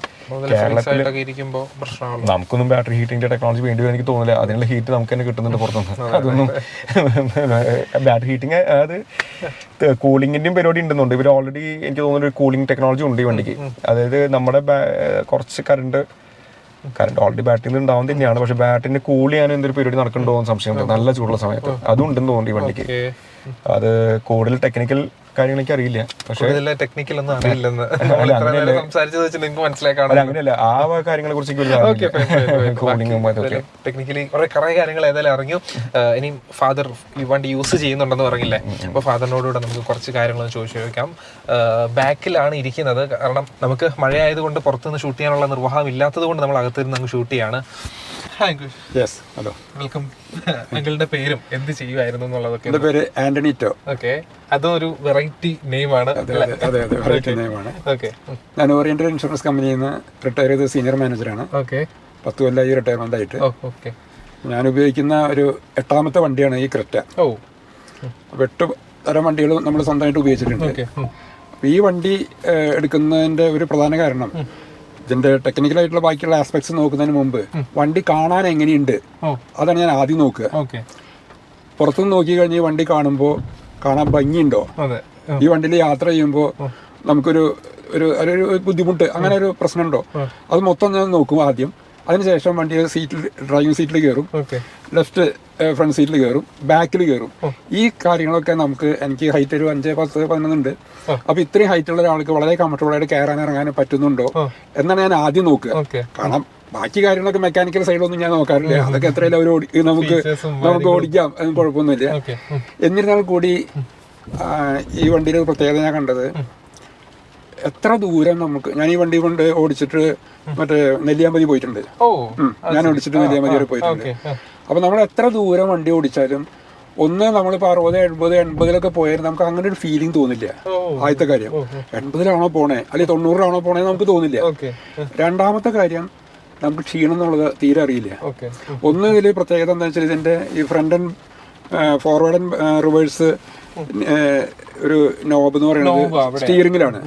അത് വെറുതെ തിരിച്ചു കൊടുത്താൽ മതി. അത് ബുദ്ധിമുട്ട് തോന്നുന്നു. കാരണം ഇവിടെയായിരുന്നു normally gear box gear knobs വന്നിരുന്നത്, ഇപ്പൊ സ്റ്റിയറിംഗിന്റെ താഴെയാ വരുന്നത്. അപ്പൊ ഞാൻ ആദ്യമായിട്ട് ഈ ഇത്തരം വണ്ടി ഓടിക്കാൻ എനിക്ക് ആദ്യത്തെ 2 ദിവസം മാത്രമേ ബുദ്ധിമുട്ട് തോന്നുള്ളൂ. പക്ഷെ ഇപ്പൊ അത് വളരെ കംഫർട്ടബിൾ ആയിട്ട് തോന്നുന്നു. കംഫർട്ടബിൾ അതാണ് വളരെ കംഫർട്ടബിൾ ആണ്. നമ്മൾ നിർത്തിയെടുത്ത് ഒന്ന് തിരിച്ചാൽ ഫ്രണ്ടിലേക്ക് പോവാം, ഒന്ന് റിവേഴ്സ് ഇങ്ങോട്ട് തിരിച്ചാൽ ബാക്കിലേക്ക് പോവാം. അതുപോലെ തന്നെ കയറ്റത്ത് വണ്ടി കൊണ്ട് നിർത്തുമ്പോൾ അത് ഈ വണ്ടിയുടെ പ്രത്യേകത എനിക്ക് തോന്നിയിട്ടുള്ളത് എന്താണെന്ന് വെച്ചാല്, നമ്മൾ വേറെ ടെൻഷനൊന്നുമില്ല, വണ്ടി അവിടെ ഓട്ടോമാറ്റിക് ബ്രേക്ക് ആവും. അവിടെ നിൽക്കും. അത് നമ്മൾ എടുത്ത് പോവാൻ വേറെ പിന്നെ ബ്രേക്കൊന്നും ചവിട്ടിയില്ലെങ്കിലും നമുക്ക് അങ്ങോട്ട് പോവാം. അപ്പോൾ ഏത് പ്രായക്കാരനായാലും കൂടി ഈ വണ്ടി വളരെ കംഫർട്ടബിൾ ആയിട്ട് യൂസ് ചെയ്യാന്നാണ് എനിക്ക് തോന്നുന്നത്. ഞാൻ ഇതിന് മുന്നേ ഓടിച്ച 7 തരം വണ്ടികൾ നോക്കിക്കഴിഞ്ഞാൽ ഇത്രയും സൗകര്യമായിട്ട് എനിക്ക് ഓടിക്കാൻ പറ്റിയിട്ടുള്ള വേറെ വണ്ടി ഉണ്ടായിട്ടില്ല. അത്ര കംഫർട്ടബിളാ ഇരിക്കാനും. സീറ്റിന്റെ അറേഞ്ച്മെന്റ്, അതുമാതിരി വിഷൻ, ഫ്രണ്ടിലും ബാക്കിലേക്കുള്ള വിഷൻ, അതുമാതിരി തന്നെ നമ്മൾ വളരെ കംഫർട്ടബിൾ ആയിട്ട് ഇതിലിരിക്കുക വണ്ടി റൈഡ് ചെയ്യുമ്പോൾ എന്ന് പറഞ്ഞാൽ അത്രയും കംഫർട്ടബിളാ. അപ്പം ഈ കംഫർട്ടബിളിനകത്ത് ഇടയ്ക്ക് ചാർജ് ചെയ്യണം, വീണ്ടും ചാർജ് ചെയ്താൽ ഉപയോഗിക്കാൻ പറ്റൂ? അതൊന്നും ഞാൻ അത്രയ്ക്ക് നോക്കാറില്ല. കാരണം അത് നോക്കും, അപ്പൊ ഇത്ര കിലോമീറ്റർ ഓടുന്നു എനിക്കറിയാം. ചാർജിങ് കാര്യങ്ങളൊക്കെ മകനാണ് അതൊക്കെ നോക്കുന്നത്. കറക്റ്റായിട്ട് വണ്ടി ചാർജ് കയറി ഉണ്ടാവും. അപ്പൊ ആ കാര്യങ്ങളൊക്കെ വളരെ കംഫർട്ടബിളാണ്. ഡ്രൈവ് ചെയ്യുമ്പോൾ വൈബ്രേഷൻ ഇല്ല. അപ്പൊ അതുകൊണ്ട് അതൊക്കെ നമുക്ക് വളരെ ഒരു ഇതുള്ളതാണ്. അപ്പൊ എത്ര പ്രായക്കാരനായാലും അതൊരു ബുദ്ധിമുട്ട് തോന്നില്ല. ചെറിയ പ്രായം തൊട്ട് ഒരു 70, 75, എനിക്ക് 40 കൊല്ലം ലൈസൻസ് കിട്ടിയിട്ട് 78 ലൈസൻസ് കിട്ടിയിട്ടുള്ളതാണ്. അപ്പൊ 50 ഇയേഴ്സ് ആവാൻ പോണു. അപ്പൊ ഇത്രയും വർഷം, അതായത് ഇത്രയും വർഷം ഉപയോഗിച്ച ഒരു കോൺസെപ്റ്റിൽ നിന്ന് തികച്ചും പുതിയൊരു കോൺസെപ്റ്റ് ആണല്ലോ ഈ ഒരു സംഭവം. പെട്ടെന്ന് അഡാപ്റ്റ് ആയി. പിന്നെ അത് മാത്രമല്ല, ഇലക്ട്രിക് വണ്ടി എന്ന് പറയുമ്പോൾ ഇപ്പോഴത്തെ പുതിയ ഒരു ട്രെൻഡ് അല്ലേ. ഞാൻ എപ്പോഴും പുതിയ ട്രെൻഡിലേക്ക് മാറാൻ ആഗ്രഹിക്കുന്ന വ്യക്തിയാണ്. അപ്പോൾ ഇലക്ട്രിക് വണ്ടി എടുക്കേണ്ട കാര്യം സംസാരിച്ചപ്പോൾ മകൻ പറഞ്ഞു, ഇലക്ട്രിക് വണ്ടി കുറെ ഓടിച്ചാലേക്കും അതൊന്നും നോക്കണ്ട, നമ്മൾ എത്ര ഓടിക്കുന്നത് നോക്കണ്ട. ഇപ്പൊ ഇത്തരം ട്രെൻഡ് അതങ്ങ് എടുക്കുക. ഇനി ചിലപ്പോൾ 5 കൊല്ലം വേറെ ട്രെൻഡ് ആവും. അങ്ങനെയൊക്കെ നമുക്ക് നോക്കിയാൽ ഒന്നും മേടിക്കാൻ പറ്റില്ല, ഒരു വണ്ടി ഉപയോഗിക്കാൻ പറ്റില്ല. അതായത് സാധാരണഗതിയിൽ എങ്ങനെയാ വെച്ചിട്ടാല് ഞാൻ പൊതുവെ ഒരു കാര്യം നോക്കുമ്പോൾ നമ്മള് വേറെ കുറെ കാര്യങ്ങൾ നോക്കുമല്ലോ. ചിലപ്പോൾ അതിന്റെ ഫീസിബിലിറ്റി അല്ലെങ്കിൽ അതിന്റെ ലോങ് ടേം റിട്ടേൺസ് കാര്യങ്ങളൊക്കെ നോക്കുമല്ലോ. ഫാദറിന്റെ ഒരു കോൺസെപ്റ്റ് എങ്ങനെയാണെന്ന് വെച്ചാൽ, നമുക്കൊരു സാധനം ഇഷ്ടപ്പെട്ടാൽ അത് നമുക്ക് അഫോർഡ് ചെയ്യാൻ പറ്റാവുന്ന ഒരു ലിമിറ്റ് ആണെങ്കിൽ അത് ഉപയോഗിക്കുക. ഇനിയിപ്പോ അടുത്തൊരു വർഷത്തെ കാര്യം നമ്മൾ അടുത്ത വർഷം വേറെ വണ്ടികൾ വരും ചിന്തിച്ചിരുന്നിട്ട് കാര്യമില്ല. കാരണം ആ സമയത്ത് ചിലപ്പോൾ നമ്മൾ ഉണ്ടാവണമെന്ന് ഉറപ്പില്ല. ആർക്കും വേണമെങ്കിലും എന്തുകൊണ്ടും സംഭവിക്കാം. അതിപ്പോ പ്രായമൊന്നും ഇപ്പൊ ഒരു ഫാക്ടർ അല്ല. ചെറുപ്പക്കാർക്കും സംഭവിക്കുന്നുണ്ട്, വലിയവർക്കും സംഭവിക്കുന്നുണ്ട്. അപ്പൊ നമുക്കൊരു ഇഷ്ടം തോന്നി, ഇപ്പോഴത്തെ ടെക്നോളജിയാണ്, അത് ഉപയോഗിക്കണം ആഗ്രഹം ഉണ്ടെന്നാണെങ്കിൽ ഉപയോഗിക്കുക. അത് കഴിഞ്ഞിട്ട് ഇപ്പോൾ 8 വർഷമായിട്ട് ബാറ്ററി മാറ്റുമ്പോൾ അതിന് 10 ലക്ഷം കൊടുക്കേണ്ടി വരും, 1 ലക്ഷം കൊടുക്കേണ്ടി വരും ചിന്തിച്ചിട്ട് കാര്യമില്ല. അങ്ങനെ നോക്കിയ ഒരൊറ്റ ഹൈ എൻഡ് കാറുകൾ വിറ്റ് പോവില്ല. കാരണം വിറ്റ പകുതി പോലെയും കിട്ടില്ല. 10 കൊല്ലം പകുതി ഡൽഹിയിൽ നിന്നൊക്കെ വണ്ടികൾ വരും 4-5 ലക്ഷം രൂപയ്ക്ക്, BMW, Benz ഒക്കെ. അപ്പൊ നമ്മൾ ആ ഒരു ഫാക്ടറിയിൽ ചിന്തിച്ചിട്ട് നടക്കില്ല. അപ്പൊ ഞാനല്ല എപ്പോഴും ഫാദർ ഡിസ്കസ് ചെയ്യും. ഫാദറിന് ചോദിക്കാം, എന്താ BYD എടുക്കുന്ന സമയത്തും ഫാദർ ഇങ്ങനെ എന്നാ പോവാ BYD നല്ല. അപ്പോൾ ഫാദർ ടെക്നിക്കൽ സൈഡിലേക്ക് ഒരുപാട് കയറി നോക്കാറില്ല. ഫാദർ പുറത്തത്തെ അപ്പിയറൻസും കാര്യങ്ങളൊക്കെയാണ് നേരത്തെ പറഞ്ഞ പോലെ ആളരുത്. പക്ഷെ ആൾക്ക് എന്താ വെച്ചാൽ ഓടിക്കാൻ കംഫർട്ട് ഉണ്ടാവണം, വണ്ടി നല്ലതായിരിക്കണം. അതൊക്കെ അതിൽ കിട്ടുന്നുണ്ട്. അതായത് വിൽക്കുമ്പോ വില ഉണ്ടാവും ഈ വണ്ടി ഞാൻ ഓടിച്ചു നോക്കി, ആട്ടോ ഓടിച്ചു നോക്കി, ഈ വണ്ടി ഓടിച്ചു നോക്കി, പിന്നെ അതുമാതിരി വേറെയും ഒരു വണ്ടി ഒക്കെ ഓടിച്ചു നോക്കി. പക്ഷെ ഇത്രയും കംഫർട്ടബിൾ ആയിട്ട് ഞാൻ വേറെ വണ്ടി ഓടിക്കാൻ എനിക്ക് പറ്റിയിട്ടില്ല. അത് എടുത്തു പറയാതിരിക്കാൻ പറ്റില്ല. പിന്നെ അതുമാതിരി ഈ വണ്ടിയുടെ ഉള്ള്, ഈ ഡാഷ്ബോർഡ്, ആ ഡാഷ്ബോർഡൊക്കെ കാണുമ്പോൾ ആ ഫ്ലാറ്റ് ആയിട്ടുള്ള ഡാഷ്ബോർഡില്ലേ, ചില ഡാഷ്ബോർഡുകളൊക്കെ എന്ന് പറഞ്ഞ ഇങ്ങനെ ഓവൽ ഷേപ്പ്, റൗണ്ട്, ഇത് ഈ പ്ലാറ്റ്ഫോമിൽ നമുക്ക് എന്തൊരു പേപ്പർ പോലും വെച്ചാൽ അവിടെ ഇരുന്നോളും. ഈ ഡാഷ്ബോർഡ് അതിനോടനുബന്ധിച്ചുള്ള കാര്യങ്ങളൊക്കെ അത്ര നന്നായിട്ട് അവർ ഡിസൈൻ ചെയ്തിട്ടുണ്ട്. ഞാൻ അങ്ങനത്തെ കാര്യങ്ങളൊക്കെ ഞാൻ നോക്കുക. അതൊരു ബാക്കിൽ ഇരുന്നല്ല, ഇങ്ങനെ നമ്മുടെ കാലുള്ളിലേക്ക് പോകും. ബാക്കിൽ നല്ല സുഖമാണ്, കുഴപ്പമില്ല. അത് ഒരു ബുദ്ധിമുട്ടും ഇല്ല. അതുമാതിരി ഇപ്പോൾ മൊത്തത്തിൽ എൻ്റെ ഹൈറ്റ്, തല ഇവിടെ 4 ഇഞ്ചെങ്കിലും ഡിഫറൻസ് ഉണ്ട്. അപ്പോൾ ഇതൊക്കെ നോക്കുമ്പോൾ ഞാൻ നോക്കിയപ്പോൾ വളരെയധികം ഇഷ്ടപ്പെട്ട ഒരു വണ്ടിയാണ്. ഏത് പ്രായക്കാർക്ക് ഉപയോഗിക്കാം. എനിക്ക് കോൺഫിഡൻസ് ഉണ്ട് ഈ വണ്ടി കൊണ്ട് എത്ര ദൂരം ഓടിക്കാനും. എനിക്ക് നല്ല കോൺഫിഡൻസാണ്. അതായത് ഒരു വട്ടം ഞാനും ഫാദർ ഒരു സാധാരണ ലോങ് ഓടിച്ചിട്ട് കുറെ കാലമായി. ഫാദർ ഓടിക്കാറുണ്ട്, എന്നാലും ഒരു 30-40 കിലോമീറ്റേഴ്സ് ഒക്കെ സാധനം ഓടിക്കാറുള്ളൂ. അത് സിറ്റി മാനുവൽ ആയിരുന്നു. ബലേനോ ഓട്ടോമാറ്റിക് ആയിരുന്നു. പക്ഷെ ബലേനോ ഈ പറഞ്ഞ പോലെ ഒന്ന് ഫാദറിന്റെ ഹൈറ്റ് വെച്ച് നോക്കുമ്പോൾ വണ്ടി കുറച്ചൊരു കുരിശായിരുന്നു ബലേനോ. അപ്പൊ ഫാദർ നെല്ലിയാമ്പതി ഓടിച്ചത് ഈ പറഞ്ഞ പോലെ ഞാനും ഉണ്ടായിരുന്നു കൂടെ. അപ്പൊ ഫാദർ പറഞ്ഞു ഞാൻ ഓടിച്ചു നോക്കട്ടെ എന്ന് പറഞ്ഞിട്ട് ആൾ ഓടിച്ചതാണ്. മൂപ്പര് സിമ്പിളായിട്ട് ഓടിച്ച് മുകളിലെത്തി, ഏറ്റവും മുകളിലെത്തി ആ കുണ്ടും കുഴികളൊക്കെ ഓടിച്ചപ്പം. പക്ഷെ ഫാദറിന് തീരെ ഒരു ഡിസ്കംഫർട്ട് ഉണ്ടായിരുന്നില്ല. നമ്മള് പിന്നെ ഓക്കെ, നമ്മള് പിന്നെ സ്ഥിരം വണ്ടി ഓടിക്കണം. ഞാൻ ആദ്യമായിട്ടാണ് അത്രയും ദൂരം ഓടിക്കണം ഇത്തരം വണ്ടികള്. അപ്പൊ അതിന്റേതായ ഒരു യാതൊരു ബുദ്ധിമുട്ടേക്ക് തോന്നിയില്ല. അത് ഏത് പ്രായക്കാർക്കും കംഫർട്ടബിൾ ആയിരിക്കും. ഒന്ന് ഓട്ടോമാറ്റിക് ആയിട്ട് ഗുണം. പിന്നത്തെ ഗുണം എനിക്ക് തോന്നുന്നു ശബ്ദവും വൈബ്രേഷൻസും ഇല്ലാണ്ടാകുമ്പോൾ നമുക്ക് കംഫർട്ട് കൂടുതലായിരിക്കും യാത്ര സുഖം. അതൊക്കെ വളരെ അപ്പൊ അതൊക്കെയായിരുന്നു നമുക്ക് ചോദിക്കാനുണ്ടായിരുന്നു. Thank you so much. നമ്മൾ ബാക്കി കാര്യങ്ങളൊക്കെ സംസാരിക്കാൻ വണ്ടിയുടെ. പിന്നെ മോറലെസ് വണ്ടി ഹാപ്പിയാണ്. പിന്നെ 2 നെഗറ്റീവ്സ് ഉണ്ട് മെയിനായിട്ട്. അത് മേജർ നെഗറ്റീവ് തന്നെയാണ്. ഒന്ന്, ഇതിൽ വയർലെസ് കാർപ്ലേ ഇല്ല. വയർ കുത്തിയാലാണ് ഗൂഗിൾ പേ മറ്റേ ഗൂഗിൾ മാപ്പ് വർക്കുള്ളൂ. എഞ്ചിനിലും അത് തന്നെ കോൾസും പാട്ടൊക്കെ പ്ലേ ചെയ്യാം. പക്ഷെ ഗൂഗിൾ മാപ്പ് ഉണ്ടെങ്കിൽ വയറിൽ കുത്തണം. അത് ഒരു വലിയൊരു നെഗറ്റീവ് ആണ്. അതിന് ഒരു അഡാപ്റ്റർ വയർലെസ് അതിപ്പോ അവർ ഇറക്കിയിട്ടുണ്ട്. 4500 രൂപയാണ് അതിന്. അപ്പൊ അത് അവർ മേടിച്ചിട്ട് വെക്കുന്ന രീതിയിലേക്ക് ആക്കി. അത് പക്ഷേ അവർ ശരിക്കും അത് പ്രൊവൈഡ് ചെയ്യേണ്ട ഒരു സാധനമായിരുന്നു. ഇത്രയും വിലയുള്ള വണ്ടിയിൽ അത് അവർ കാശ് കൊടുത്ത് വാങ്ങേണ്ട ഒരു ആക്സസറിയാക്കി മാറ്റാൻ പാടില്ലായിരുന്നു. പിന്നത്തെ കാര്യം വെച്ചാൽ അതെന്ന് വെച്ചാൽ ബലനോയിൽ ഒരു സാധനം വയർലെസ് വരുന്നുണ്ട് ചെറിയ വണ്ടിയിൽ. പിന്നത്തെ കാര്യം, മെയിനായിട്ടുള്ള കാര്യം, നമ്മുടെ ഫ്രണ്ടിലേക്കുള്ള ഡാഷ് ക്യാം ഇല്ല. അത് അവര് എക്സ്ട്രാ എന്ന് പറഞ്ഞ വണ്ടിയിൽ കൊടുക്കണമെന്ന് തോന്നുന്നു, ടോപ്പ് വണ്ടിയിൽ. ഇതിലതില്ല. അപ്പൊ ഞാനപ്പോ അവരോട് ചോദിച്ചു, നിങ്ങൾക്ക് ഇത്രയും പൈസ ചെലവാക്കുമ്പോ 10,000 rupees പോലും ഇതുമേ ഈ സാധനം വെച്ച് കഴിഞ്ഞാൽ നമ്മൾ ഈ ആഫ്റ്റർ മാർക്കറ്റ് ചെയ്യണൊക്കെ നല്ലതാണല്ലോ ഈ സാധനം നിങ്ങൾ ചെയ്യുന്നത്. അപ്പൊ അതും അവര് ഇത്രയും ക്യാമറ വണ്ടി വയ്ക്കുമ്പോൾ ഒരു ക്യാമറ കൂടി ആകുമ്പോൾ വെക്കാൻ വലിയ ബുദ്ധിമുട്ടില്ല. അല്ലെങ്കിൽ ഏതെങ്കിലും മുമ്പിലത്തെ ഒരു ക്യാമറ അതായിട്ട് കൺവേർട്ട് ചെയ്യാൻ പറ്റിയാലും മതിയായിരുന്നു. ഫ്രണ്ട് ക്യാമറ റെക്കോർഡിങ് തിരിയുന്ന സമയത്ത് ഓഫ് ആവുക, ഫ്രണ്ട് ക്യാമറ നമ്മൾ 360 ഓൺ ആക്കുമ്പോൾ ബാക്കി സമയം റൺ ചെയ്യാം. പക്ഷെ അതൊന്നും അവർക്ക് പറ്റില്ല എന്ന് പറഞ്ഞത്. ഇത് എക്സ്ട്രാ വേണ്ടിയ കാര്യങ്ങളെന്ന് തോന്നിയിട്ടുള്ളത്, അതല്ലാതെ എന്തെങ്കിലും വേറെ എക്സ്ട്രാ ആയിട്ട് വേണമെന്ന് തോന്നിയിട്ടുണ്ടായിരുന്നു ഇതില്? എനിക്ക് മറ്റേ മഹീന്ദ്രയിലുള്ള പോലത്തെ ഫാൻറ്റസിയോട് വലിയ താല്പര്യമില്ല. റിമോട്ടിൽ വണ്ടി മുന്നിലേക്കൊന്നും വലിയ ഫാൻറ്റസി ആയിട്ട് തോന്നിയിട്ടില്ല. എനിക്കിതിൽ ഈ 2 ഘടകങ്ങളാണ് എനിക്ക് കൂടുതൽ ഇമ്പോർട്ടൻ്റ് ആയിട്ട് തോന്നിയിരിക്കുന്നത്. ഞാൻ ഡാഷ് ക്യാമയ്ക്ക് എന്താ കാര്യം വെച്ചാൽ ഡാഷ് ക്യാമയ്ക്ക് വെക്കണമെന്നുണ്ട്.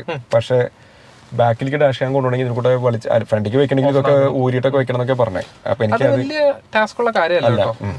ഇഷ്യൂ ഇല്ല അല്ലേ? Okay okay. അപ്പൊ ഞാനപ്പോ അതൊരു എനിക്കൊരു വൈ ക്ലബ് ഉണ്ടായിരുന്നു, അങ്ങനെ ചെയ്യുന്നുണ്ട്. അതെ അതെ, ഊരിൽ വെച്ച്. പിന്നെ ഇനി പുറത്തുനിന്ന് ചെയ്താൽ വാറന്റിക്ക് ഇഷ്യൂസ് വരുമോ എന്നുള്ളത് നമുക്കറിയില്ല. വേറെ ഇഷ്യൂസ് ഇല്ലാതെ കുഴപ്പമില്ല. അപ്പൊ ഞാൻ അതായിരുന്നു എനിക്കൊരു കൺസേൺ. അതൊന്ന്. പിന്നെയുള്ളത് ഈ സാധനമായിരുന്നു. അത് പക്ഷേ എനിക്ക് 4500 കൊടുത്തിട്ട് ആക്സസറി വാങ്ങാൻ താല്പര്യമില്ല. കാരണം മാപ്പ് മാത്രമാണ് എനിക്ക് ഇഷ്യൂ ഉള്ളൂ. മാപ്പ് ഇടാനായിട്ട് വയർ കുത്താം. പക്ഷെ അത് അവർക്ക് അവോയ്ഡ് ചെയ്യാമായിരുന്നു. പിന്നത്തെ മേജർ പ്രശ്നം ബാക്കിലത്തെ വീൽ ആർച്ച് ഒരു ഫാബ്രിക് ആണ്. മറ്റേ ടയറിന്റെ വീൽ ആർച്ച് അതിന്റെ ഒക്കെ ഫെയ്ഡ് ആകാൻ സാധ്യത. ഫെയ്ഡിന്റെ അല്ല, അത് ബേസിക്കലി എന്താ പ്രശ്നം വെച്ചാല് ഇപ്പൊ വണ്ടി ഇന്നലെ കഴുകിയപ്പോ വീട്ടിലൊരു പ്രഷർ പമ്പ് ഉണ്ട്. അപ്പൊ ഞാൻ വണ്ടി ഞാൻ തന്നെ കഴുകാം. കാരണം എനിക്ക് വണ്ടികളോട് ഭയങ്കര ഇഷ്ടമാണ്. അപ്പൊ ഞാൻ കഴുകുമ്പോ എങ്ങനെയാണെന്ന് വെച്ചാല് മറ്റേ പ്രഷർ പമ്പ് വെച്ച് അടിച്ച് കഴുകി വണ്ടിയിൽ മറ്റേ ഷാമ്പു ഇട്ട് വണ്ടി മൊട്ട അടിച്ച് 3M ഷാമ്പു ഇട്ട് കഴുകി അത് കഴിഞ്ഞാല് ഒന്ന് തുടച്ച് കുട്ടപ്പനാക്കിയിട്ട് വണ്ടി കാർപോസിൽ ഇടല്ലോ. അപ്പൊ എന്താ കാര്യം വെച്ചാൽ നമ്മൾ ഈ ബാക്കത്തെ വീൽ ആർച്ചപ്പോ വൈകുന്നേരങ്ങളാണ് ചെയ്യാം ഫ്രീ ആയി കഴിഞ്ഞാൽ. ബാക്കിൽ ആർച്ച് കഴിക്കാനാല് മുറ്റം മൊത്തം മണ്ണായിരിക്കും. കാരണം ഈ ഫാബ്രിക്കിൽ മൊത്തം മണ്ണ് അറ്റി പിടിച്ചിരിക്കുന്നുണ്ടാവും. അതേസമയം നമ്മുടെ ഫൈബർ ആണെങ്കിൽ മണ്ണ് ഉണ്ടാവില്ല അധികം. ഫ്രണ്ടിൽ ഫൈബറാണ്. ഫ്രണ്ടിൽ ഫൈബറാണ്, അത് അധികം മണ്ണ് ഉണ്ടാവില്ല. ബാക്കിലത്തെ സാധനം ഈ റോട്ടിൽ ഇപ്പൊ നമ്മൾ ഈ എറണാകുളം തൃശ്ശൂരിൽ നിന്ന് എറണാകുളം വന്നിട്ട് തിരിച്ച് പോകുമ്പോൾ വഴിയിൽ നിന്ന് കിട്ടിയ എല്ലാം മണ്ണ വണ്ടിയും ഉണ്ടാവും, ഫാബ്രിക്കും ഉണ്ടാവും, അടിക്കുമ്പോൾ ഒരു ടണ്ണാണെങ്കിൽ മണ്ണുണ്ടാവും. അത് എനിക്ക് ആക്ച്വലി വലിയ രസമായിട്ട് തോന്നിയിട്ടില്ല. കാരണം കഴുകാൻ ഈ സാധനം തന്നെ വേണം. ഏത് പ്രഷർ പമ്പ് ഇല്ലാണ്ട് ആ മണ്ണ് മൊത്തം ഇളകൂല. നമ്മൾ വെറുതെ ഓസ് കൊണ്ട് അടിച്ചാൽ പോവും, ആ ടോപ്പ് ലെവലത്തെ മണ്ണ് പോവും, അതിൽ അറ്റി പിടിച്ചിരിക്കുന്ന മണ്ണൊന്നും പോകത്തില്ല. അത് എനിക്കൊരു നെഗറ്റീവായിട്ട് തോന്നിയിട്ടുണ്ട്. പക്ഷെ അത് എലക്കസാറിലും ഇതിലാണ് തോന്നുന്നു വരുന്നത്. ബാക്കി വണ്ടികളിലൊക്കെ എനിക്ക് തോന്നുന്നു അവരെ നോർമൽ വീൽ ആർച്ചിന് ഞാൻ തോന്നുന്നു, എനിക്ക് മറ്റേ ഫൈബർ ആർച്ചിന് ഞാൻ തോന്നുന്നു. അതൊരു നെഗറ്റീവായിട്ട് തോന്നിയിട്ടുണ്ട്. ബാക്കി മോറലെസ് വെരി മച്ച് ഹാപ്പി. ഞാന് പരിചയത്തിലുള്ള ആൾക്കാർ ഇതൊക്കെ പറഞ്ഞിട്ടുണ്ട്. പക്ഷെ എന്നാലും കുറെ പേർക്ക് അപ്പോഴും ഈ ബാറ്ററി വണ്ടി എന്ന് പറയുമ്പോൾ അല്ലെങ്കിൽ ഇലക്ട്രിക് വണ്ടി എന്ന് പറയുമ്പോൾ എല്ലാവർക്കും ഭയങ്കര കൺസേൺ ആണ്. പിന്നെ ഞാൻ എല്ലാവരും പറഞ്ഞ കാര്യം എന്ന് വെച്ചാൽ നമ്മൾ ഒരിക്കലും ഈ വണ്ടി ഇലക്ട്രിക് വണ്ടിയായിട്ട് കാണേണ്ട ആവശ്യമില്ല. ഈ ഫീച്ചേഴ്സ് ഉള്ള വണ്ടി ഇലക്ട്രിക് അല്ല മറ്റേ IC എഞ്ചിൻ വണ്ടികളിലെ ഏത് വേരിയന്റിലാണ് കിട്ടുന്നതെന്ന് മാത്രം കമ്പയർ ചെയ്താൽ മതി. ഈ പറഞ്ഞ 171 PS 200 Nm ടോക്കും ഈ പറഞ്ഞ ഇലക്ട്രിക് സീറ്റും കാര്യങ്ങളൊക്കെ ഒരു IC എഞ്ചിൻ വണ്ടി വേറെ ഇതിലാണ് കിട്ടുക. ഏത് പ്രൈസ് റേഞ്ചിൽ പോകുന്നുള്ളൂ. ഇപ്പൊ നമ്മൾ നോക്കി കഴിഞ്ഞാൽ ഇപ്പൊ ക്രെറ്റയുടെ N ലൈൻ എന്ന് പറഞ്ഞ വണ്ടിയിലും എനിക്ക് തോന്നുന്നു 150 ആണെന്ന് തോന്നുന്നു PS. എനിക്കറിയാം 150 140 അങ്ങനെ എന്തൊക്കെയാണ്. BMW എന്റെ ബ്രദറിന്റെ കയ്യിൽ ഒരു BMW ഉണ്ട് X1. അപ്പൊ മൂപ്പര് പണ്ട് മേടിച്ചപ്പോ ഞാൻ അന്നൊക്കെ ചിന്തിക്കായിരുന്നു ഇത് എന്തിന് ഇത്രയും പവർ വണ്ടിക്ക്. അത് 188 bhp വണ്ടിയാണ് അത്. അപ്പൊ ഞാനത് ഓടിക്കുമ്പോൾ വിചാരിക്കും കയ്യിൽ നിൽക്കത്തില്ലേ വണ്ടി, പേടിയാണ് വണ്ടി ഓടിക്കുമ്പോൾ. പണ്ട് ആള് ഒരു 6-7 വർഷം മുമ്പ് മേടിച്ചാണ് വണ്ടി. അപ്പൊ ഞാൻ എന്നിട്ട് ഇപ്പൊ അത് ഞാൻ ആലോചിക്കുമ്പോൾ ഏകദേശം ആ വണ്ടിയുടെ സ്പെക്കിൽ ഈ വണ്ടി എത്തിയിട്ടുണ്ട്. ഓക്കെ, ടോർക്കിൽ വ്യത്യാസമുണ്ട്. ടോർക്ക് ഒബ്വിയസ്ലി ആ വണ്ടി 350 Nm ഒക്കെ ഉണ്ട്, ഇത് 200 ആണ്. പക്ഷേ പവറിന്റെ കേസിൽ ഈ വണ്ടി ഓൾമോസ്റ്റ് അത് 188 ആണ്, ഇത് 171 ഉണ്ട്. പറയുമ്പോൾ ആ വണ്ടി 50 ലക്ഷം വണ്ടിയാണ്. ഓക്കെ, അപ്പൊ ആ ഒരു വ്യത്യാസം ഞാൻ നോക്കുമ്പോൾ നമ്മൾ എല്ലായ്പ്പോഴും കമ്പയർ ചെയ്യേണ്ടത് ആ രീതിയിലാണ്. നമ്മൾ ഈ വിലയ്ക്ക് ഏത് IC എഞ്ചിനാണ് കിട്ടുക, അല്ലാണ്ട് ഇലക്ട്രിക് വണ്ടി ഓടിച്ച് മുതലാക്കുന്ന ഫാക്ടറി ചിന്തിക്കേണ്ട ആവശ്യമില്ല. പിന്നെ 10 കൊല്ലം കഴിയുമ്പോൾ ഏത് വണ്ടിയായാലും കിട്ടുന്ന വില എന്താണെന്ന് നമുക്കറിയാം. ഇപ്പോൾ പെട്രോൾ വണ്ടി ആയാലും ശരി, ഇപ്പോൾ ഡീസൽ വണ്ടി ആയാലും ശരി, അല്ലെങ്കിൽ ഇലക്ട്രിക് വണ്ടി ആയാലും ശരി, വിറ്റാൽ പെട്രോൾ വണ്ടി 20 ലക്ഷം വണ്ടി 10 ലക്ഷം ആവും, അല്ലെങ്കിൽ ഒരു 6 കൊല്ലം കഴിഞ്ഞാൽ. ഇലക്ട്രിക് വണ്ടി ചിലപ്പോൾ ഒരു 6 ലക്ഷം ആവുമായിരിക്കും, 4 ലക്ഷം എക്സ്ട്രാ പോയിരിക്കും. പക്ഷെ നമ്മൾ ഓൾറെഡി കിലോമീറ്റർ ഓടിയാൽ ലാഭമായി. പിന്നെ ഓടിക്കുമ്പോൾ കംഫർട്ടും ശബ്ദമില്ല, മെയിൻ്റനൻസ് കുറവാണ്, കുറെ കാര്യങ്ങൾ മെച്ചമുണ്ട്. അപ്പോൾ ആൾക്കാരെ കുറെയൊക്കെ ഒരു തെറ്റിദ്ധാരണയാണ്. ഇത് പണ്ട് കാലത്ത് ഇപ്പൊ ഫാദർ പറയാറുണ്ട്, പണ്ട് കാലത്ത് മാരുതി 800 വന്നപ്പോൾ ആൾക്കാർക്ക് ഭയങ്കര ഒരു റിലക്റ്റൻസ് ആയിരുന്നു മേടിക്കാൻ. അംബാസഡറും ഫിയറ്റും ഭരിച്ചിരുന്ന നാട്ടില് മാരുതി 800 വന്നപ്പോൾ ആൾക്കാർ ഭയങ്കര റിലക്റ്റന്റ് ആയിരുന്നു മേടിക്കാൻ. അതായത് ഫാദർ 1990s വണ്ടി മേടിച്ചപ്പോൾ അണ്ട് ഫാദർ മാരുതി 800 ആണ് അന്ന് മേടിച്ചത്. അപ്പൊ അന്നത്തെ രാജാക്കന്മാര് ഈ ഫിയറ്റും പ്രീമിയം 118 അംബാസഡറും ഒക്കെയാണ്. അപ്പൊ അന്ന് കാലത്ത് മാരുതി വന്നു, അതൊരു വിപ്ലവമായിട്ട് മാറി പിന്നീട്. അപ്പോ ഇപ്പോ ഇലക്ട്രിക് കാറുകൾ വന്നു, ആദ്യം എല്ലാവരും ഇതിനെ റിജക്ട് ചെയ്തു. പക്ഷെ റിജക്ട് ചെയ്ത ആൾക്കാർ പലരും ഇതിനെ ആക്സെപ്റ്റ് ചെയ്യാൻ തുടങ്ങി. ഇപ്പോൾ കുറേ ഇലക്ട്രിക് വണ്ടികൾ എടുത്തു തുടങ്ങി. പിന്നത്തെ മെയിൻ ബെനിഫിറ്റ് ബിസിനസ്സുകാർക്ക് പിന്നെ കുറെ ബെനിഫിറ്റ്സ് ഉണ്ട്. ബിസിനസ്സുകാർക്ക് ഓൾറെഡി എല്ലാ വർഷവും 40% ഡിപ്രിസിയേഷൻ ചെയ്ത് തള്ളാം. അത് IC എഞ്ചിൻ വണ്ടികൾക്കാണെങ്കിൽ 15% ഉള്ളൂ, ഇത് 40% ഇലക്ട്രിക് വണ്ടിക്ക്. ടാക്സ് ബെനിഫിറ്റ്സ് ഡിപ്രിസിയേഷൻ കാണിക്കാം 40%. പിന്നെ അത് കൂടാതെ വണ്ടി ലോണിൽ എടുക്കണമെന്ന് വെച്ചാൽ നമുക്ക് 1.5 ലക്ഷം രൂപ വരെ ഇൻട്രസ്റ്റ് EMI ഉള്ള ഇൻട്രസ്റ്റ് നമുക്ക് പേ ഓഫ് ചെയ്യാം, 1.5 ലക്ഷം രൂപ വരെ.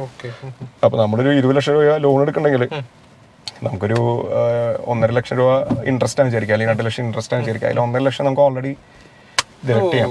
അപ്പൊ അങ്ങനെ വരുമ്പോൾ നമുക്ക് ഇപ്പൊ 30% സ്ലാബിൽ ഓടുന്ന ആളാണെങ്കിൽ, ഇൻകം ടാക്സ് 20% അല്ലെങ്കിൽ 30% ഓടുന്ന ആളാണെങ്കിൽ അയാൾക്ക് ആ 30% 1 ലക്ഷം വീണ്ടും കഴിയും. അപ്പൊ അങ്ങനെ ചിന്തിക്കുമ്പോഴും ഇലക്ട്രിക് വണ്ടി അങ്ങനെ നോക്കുമ്പോൾ ലാഭമാണ്. ഓക്കെ, അപ്പൊ കുറെ പേർക്ക് തെറ്റിദ്ധാരണകളാണ്. പിന്നെ ഞാൻ പറഞ്ഞില്ലേ, പ്ലാനിങ് ഇല്ലാത്ത ഒരു വണ്ടി എടുത്തിട്ട് കാര്യമില്ല. കാരണം വണ്ടി എടുക്കുമ്പോൾ കിലോമീറ്റർ നോക്കിയിട്ട് വണ്ടി എടുക്കുന്ന ആൾക്കാരാണ് കാര്യമില്ല. ഇപ്പൊ എൻ്റെ ഒരു കസിൻ സിസ്റ്റർ ഉണ്ട്, അവള് വണ്ടി ഓടിക്കാന്നല്ലാണ്ട് വണ്ടിയിൽ ഡീസൽ ഉണ്ടോ എന്നുള്ള കാര്യം അവൾ നോക്കില്ല. അവളുടെ ഹസ്ബൻഡാണ് വണ്ടിയിൽ ഡീസൽ അടിക്കുന്നത്. അപ്പൊ അവൾ ഓടിക്കും, വണ്ടിയിൽ ഡീസൽ കഴിയാറാവുമ്പോൾ അവൾ അപ്പോഴാണ് മനസ്സിലാക്കുക ഡീസൽ കഴിഞ്ഞു. പക്ഷെ അവിടെ 2 കിലോമീറ്ററിൽ നമുക്ക് പമ്പ് ഉണ്ടാവും അടിക്കാൻ. അപ്പൊ അവൾ പോയി അടിക്കും. അല്ലാണ്ട് അവര് ഈ സാധനം നോക്കേയില്ല. അങ്ങനത്തെ ആൾക്കാർ, കുറെ ആൾക്കാർ ഈ സാധനം നോക്കേയില്ല, എടുക്കുക, ഓടിക്കുക, കൊണ്ടുപോയി പാർക്ക് ചെയ്യുക. അങ്ങനത്തെ ആൾക്കാർക്ക് പറ്റില്ല. അത് ഡെഫിനറ്റ് ആണ്. അത് കൂടുതലും സ്ത്രീകൾക്കാണ് ഈ പ്രശ്നം ഉണ്ടാവുക. കാരണം സ്ത്രീകള് ഈ വക സാധനങ്ങളോടൊന്നും വലിയ അറ്റാച്ച്ഡ് ആയിരിക്കില്ല. ഈ സ്പീഡോമീറ്റർ അതൊന്നും അവർ നോക്കില്ല, അവർക്ക് സ്റ്റിയറിംഗ് മാത്രം മതി. അങ്ങനത്തെ ആൾക്കാർ ഇങ്ങനത്തെ വണ്ടികൾ എടുക്കുമ്പോൾ ഒന്ന് സൂക്ഷിക്കണം. അത് സൂക്ഷിച്ചാൽ ദുഃഖിക്കേണ്ട, വേറെ പ്രശ്നമൊന്നുമില്ല. വഴിയിൽ കിടന്ന RS ഉള്ള വണ്ടികളാണെങ്കിൽ കുഴപ്പമില്ല, അവർ വന്ന് വലിച്ചെടുത്ത് കൊണ്ടുപോയിക്കോളും.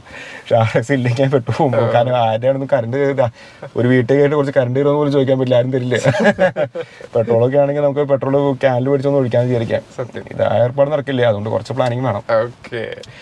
അപ്പോ അതാണ് ഇലക്ട്രിക് വണ്ടിയുടെ എന്റെ ഒരു കൺക്ലൂഷനും ഉണ്ട്. അതുപോലെ തന്നെ ക്രെറ്റ EV യെ പറ്റി ഇത്രയും കാര്യങ്ങൾ മീൻസ് പലരും ചിന്തിക്കാത്ത കുറേ കാര്യങ്ങളുണ്ട് ഇലക്ട്രിക് വാഹനങ്ങളെ പറ്റി. ഏകദേശം 8 വർഷത്തിന് ശേഷമുള്ള ചിന്തകൾ നമ്മൾ ഇതിനകത്ത് കേട്ടു. ഏതായാലും ഹ്യുണ്ടായിക്ക് ഈ വീഡിയോ ഭയങ്കര യൂസ്ഫുൾ ആയിരിക്കും എന്ന് എനിക്ക് ഉറപ്പുണ്ട്. കാരണം ക്രെറ്റയുടെ EV മറ്റ് ബ്രാൻഡ്സിൽ നിന്ന് ക്രെറ്റ EV ചൂസ് ചെയ്തതിൻ്റെ കുറേ കാര്യങ്ങൾ ഹ്യുണ്ടായി എന്തായാലും ഒരു റിവാർഡ് കൊടുക്കേണ്ട ആവശ്യമുണ്ടെന്ന് എനിക്ക് തോന്നുന്നു. ഏതായാലും ഏത് ഷോറൂമിനായിരുന്നു എടുത്തത്? ഞാൻ എടുത്തത് പോകുന്നത് ആപ്കോ ഹ്യുണ്ടായിരുന്നു. ഹ്യുണ്ടായി പൊതുവെ സർവീസ് ഡിവിഷൻ ഭയങ്കര സ്ട്രോങ് ആണ്. എല്ലാ ഡീലർമാരും, അതിപ്പോ പോപ്പുലർ ആയാലും ആപ്കോ ആയാലും എല്ലാ ഡീലർമാരും പൊതുവെ സർവീസ് റിലേറ്റഡ് കാര്യങ്ങളിൽ വളരെ കോമ്പറ്റീറ്റീവ് ആണ്. അതിൽ ഇത്തിരിയോടെയും കുറച്ചുകൂടി എനിക്ക് തോന്നിയിരിക്കുന്നത് ആപ്കോ കുറച്ച് നല്ലതായിട്ട് തോന്നി, പുതിയതായതുകൊണ്ട്. കാരണം അവർക്ക് അവര് തൃശ്ശൂർ പുതിയതായതുകൊണ്ട് അവർക്ക് കേരളത്തിൽ കുറെ കാലങ്ങളായിട്ട് ഉണ്ടെന്നുണ്ട്. അപ്പോൾ അവർക്ക് തൃശ്ശൂർ ഒരു മാർക്കറ്റ് പിടിക്കാൻ വേണ്ടിയിട്ട് അവർ ഇത്രയും കൂടുതൽ ഫ്രണ്ട്ലി ആയിട്ട് ബിഹേവ് ചെയ്തു എന്നാണ് എനിക്ക് തോന്നുന്നത്. പോപ്പുലർ ചിലപ്പോൾ ഇതുപോലെ തന്നെ ആയിരിക്കാം. കാരണം പോപ്പുലർ ഞാൻ പോയിട്ടില്ല, അപ്പോൾ കേട്ടുകേൾവിയുള്ള അവർ പഴയ ഷോറൂം ആയതുകൊണ്ട് ഞാൻ പിന്നെ പോയില്ല. ഇവരടുത്തുള്ളതായതുകൊണ്ട് പിന്നെ ഇവരടുത്ത് പോയി, അത്രേ ഉള്ളൂ. അപ്പോൾ അങ്ങനെയുള്ള കുറേ കാര്യങ്ങളായിരുന്നു നമുക്ക് ഡിസ്കസ് ചെയ്യാനായിട്ടുണ്ടായിരുന്നത്. ഹ്യുണ്ടായി ക്രെറ്റ EVയെ പറ്റി എല്ലാ കാര്യങ്ങളും, ക്രെറ്റ EV നല്ല ഇലക്ട്രിക് കാർസ് യൂസ് ചെയ്യുന്ന അല്ലെങ്കിൽ ഇലക്ട്രിക് കാർസ് വാങ്ങിക്കാൻ ഉദ്ദേശിക്കുന്നവർക്ക് അറിയാൻ താല്പര്യമുള്ള എല്ലാ കാര്യങ്ങളും വളരെ ഡീറ്റെയിൽഡ് ആയിട്ട് കൊടുത്തിട്ടുണ്ട്. ചിലപ്പോൾ ഞാൻ ഈ വീഡിയോ 2 പാർട്ടാക്കിയിട്ടുണ്ടാവാം, അല്ലെങ്കിൽ ചിലപ്പോൾ സിംഗിൾ വാച്ചിൽ തന്നെ നിങ്ങൾക്ക് കാണാൻ പറ്റും. ഏതായാലും നിങ്ങളുടെ അഭിപ്രായം വീഡിയോയുടെ താഴെ കമൻറ്റ് ചെയ്യുക. ഫസ്റ്റ് പാർട്ട് കണ്ടിട്ടില്ലാത്തവർ പോയി കാണുക. വളരെ ഡീറ്റെയിൽഡ് ആയിട്ടുള്ള ഈ ഇൻഫോർമേറ്റീവ് വീഡിയോ മിസ് ചെയ്യാതെ ഫുള്ള് നിങ്ങൾ കണ്ടിട്ടുണ്ടെന്ന് പ്രതീക്ഷിക്കുന്നു. Okay, thank you so much. And thank you so much. വളരെ നല്ല ഒരു റിവ്യൂ തന്നതിന്, ഇത്രയും ഡീറ്റെയിൽഡ് ആയിട്ട് കിട്ടിയത് വളരെ എല്ലാവർക്കും വളരെ, എനിക്കും കുറെ കാര്യങ്ങൾ ഇതിന്ന് പഠിക്കാൻ പറ്റി ശരിക്കും പറഞ്ഞാൽ.